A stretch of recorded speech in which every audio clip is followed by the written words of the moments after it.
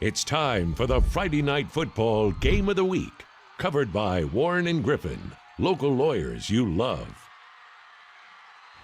A long-standing rivalry that was forced to take last year off. Mother Nature was again an issue between Soddy Daisy and Red Bank, but the good news, they did play some football. Two reigning region champion teams, and our man, sports reporter Ben Bobick, has been there all day. He joins us live. Ben, a slight delay, but we have a winner.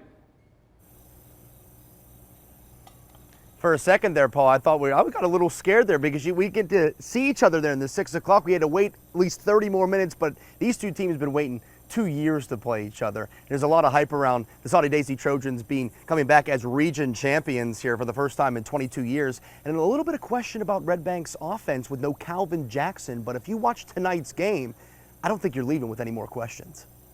735 days these two teams had to wait to meet on the gridiron again.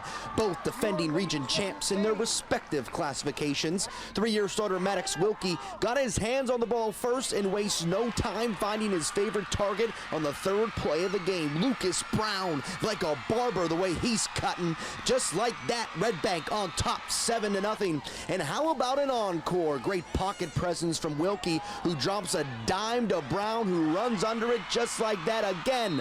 Lions are up 14-0. They would take a 21-0 lead into half, but a packed house at Soddy and some rowdy fans are hoping to spark the Trojans' comeback.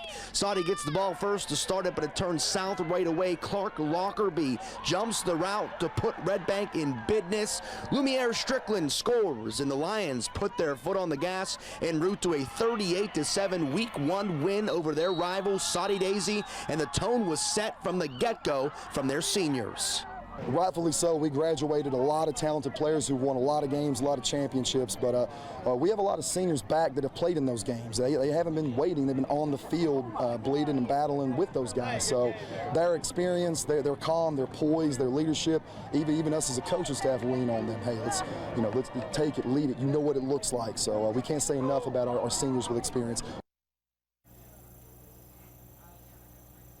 We mentioned Wilkie threw for over 2,400 yards last year. Looks like he's on pace to do it again. As for Lucas Brown, he had over 800 yards receiving last year. I think he might be on pace to do it again as well. Now, Red Bank, both of these teams, their schedules do not get easier. Red Bank goes to Ottawa next week at Ottawa, a 6A school, after playing a 5A school. And for Soddy, they take on East Hamilton, who had a pretty good showing under their first game under Grant Reynolds. And I'm sure we'll get to those highlights. And you know what, Paul? Why don't you just take it away with the rest of the highlights? We've seen enough from our game of the week as Red Bank defeats Soddy Daisy, a game 2 years in the making. Thank you, Ben. I certainly will do that. I didn't put on a suit for nothing tonight, right? Heading up the mountain we go. It's